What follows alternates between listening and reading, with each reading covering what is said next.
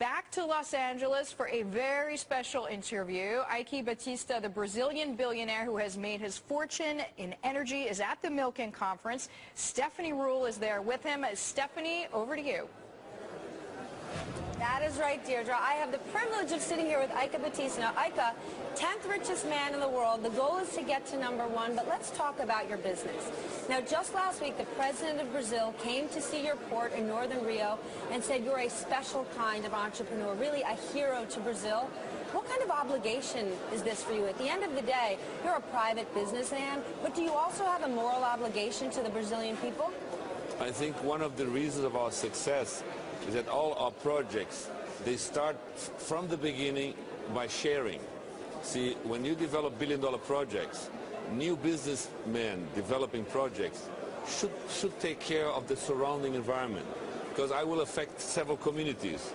So we step up and spend money before we make money in these communities to induce growth, help them. I don't believe in the public sector, be the municipality, you know, to help the city find their natural vocations. So we do it, you know. I have a team of 200 people taking care of that. But can you be a private businessman and make the right decisions for your companies while also having the Brazilian people to answer to? What if the day comes when you need to fire people, when you need to close down a port? Then what? Okay, but there's one big thing. We have the privilege to work in the resource arena with very rich assets. Our projects have 80% margins. So if I don't know, I have to share. I'm sorry. And we want to pass this to other Brazilians, other Brazilian businessmen, because I'm not the only one that is active in resources in Brazil. But sharing is a big part of the equation and of the success, because President Dilma would not have come there if she would not know that we shared this wealth creation, in the wealth creation process, well, sharing. She also talked about the idea of OGX and Petrobras potentially combining forces. Is that something you're looking to do or negotiate with one of your other businesses? Why shouldn't three, great companies like Vale, Petrobras, and OGX and my group, look at our synergies that are complementary in many aspects and create more wealth? It's a win-win for everybody. It's a question of having an open mind to create wealth for the country, train people, and use our synergies. For Brazil, it's brutally good. But those are three just independent businesses. What about Brazil overall? Last year, just 2.7% in growth. That number standalone just doesn't sound big enough. We live in a Brazil has gigantic pent-up demand.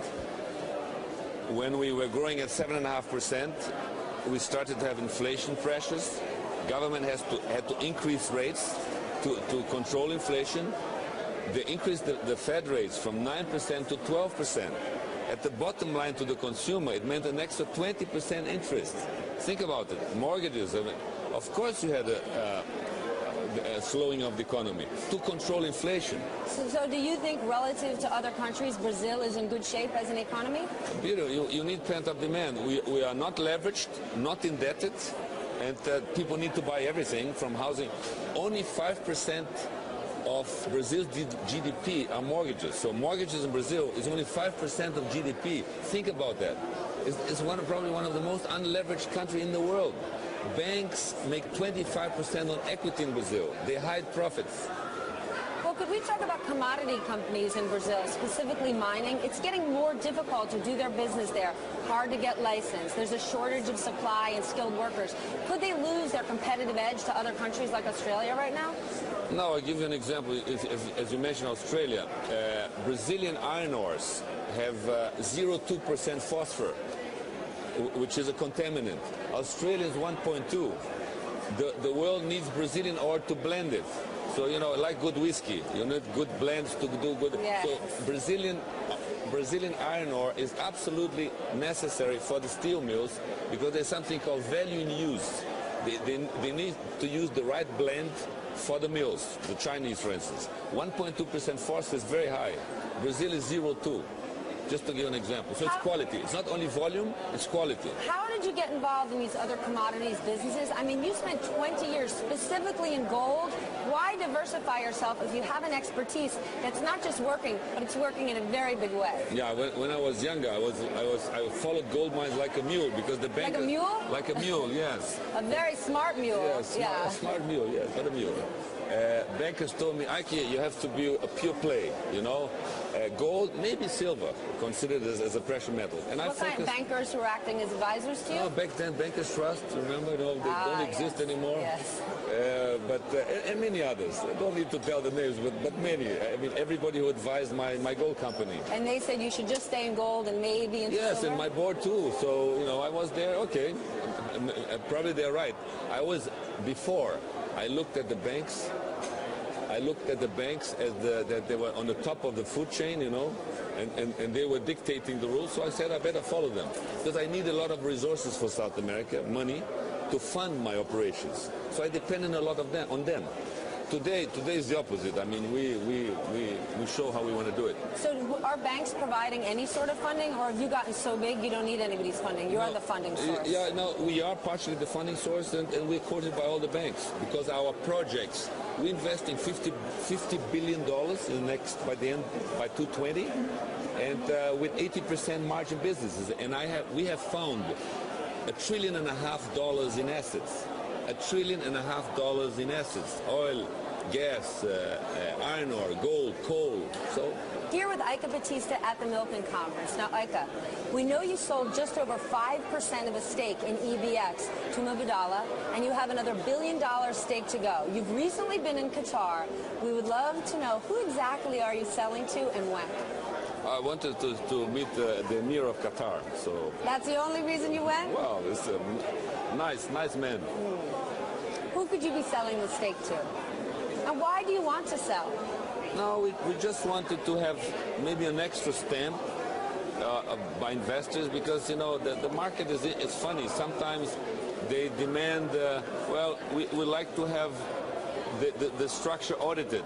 And when somebody like Mubadala comes in, the world knows how deep they go into the auditing process. And I love to be audited. I love transparency. So in a way, it's an extra way to show transparency to what we do. So for this next stake, would you want to be with a sovereign wealth fund? Also. Yeah, but it could be industrial groups, heavy industrial groups, because they see that, you know, Brazil has created this national content rule for many sectors, especially the naval industry. And so everybody who produces heavy equipment are moving their factories to Brazil to fulfill that content into our superport.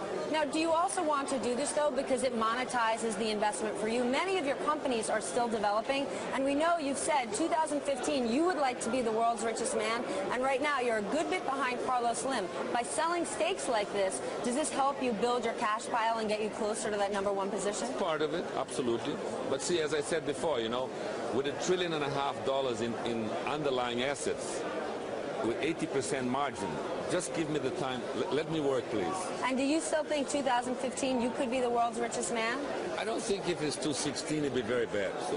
But why do you need to be #1? You seem very much to be goal-oriented. If you were number 4, 5, 6, or even 82, that's still a massive achievement. You know, Brazil lost 2 generations of Brazilians to the crisis between 84 and 97. Brazil probably paid $150 billion in extra risk spread. The rating agencies put Brazil at the same level of Nigeria, and today it's better than Germany. So this distortion provoked we lost 2 generations, and I want to help.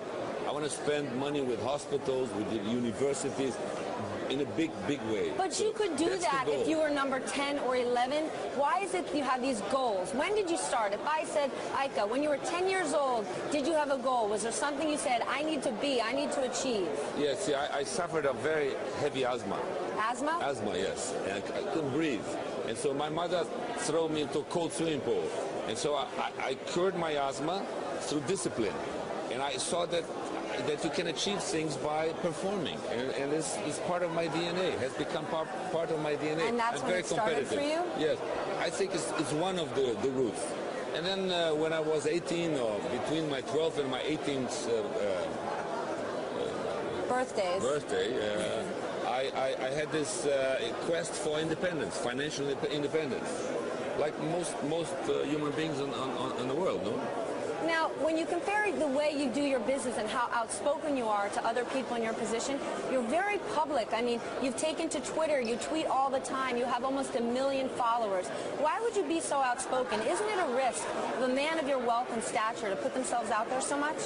Listen, if you have a message to pass on and you think you can teach a generation of Brazilians to become entrepreneurs also, because we are the really creators of wealth, okay? And in Brazil, we're living the Brazilian dream, copied, Brazilians always aspire to the American dream. You want Brazilians to have their own American dream? Yes. And are you the person who embodies that?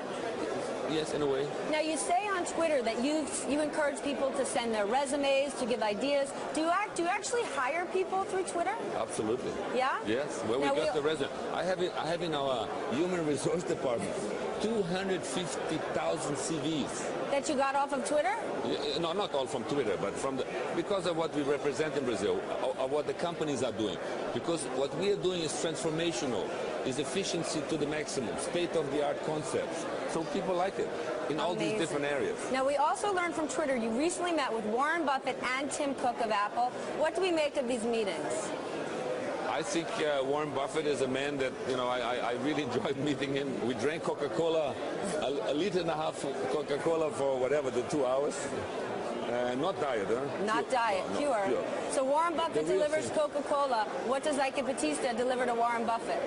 No, listen, meeting people like that, there's always something you learn about concepts and way of thinking. His philanthropy is fascinating, so I like it. It was very pleasant. Well, I know you learned a lot from Warren Buffett. Our viewers have definitely learned a lot from you today. That's Ike Batista here with me at the Milken Conference.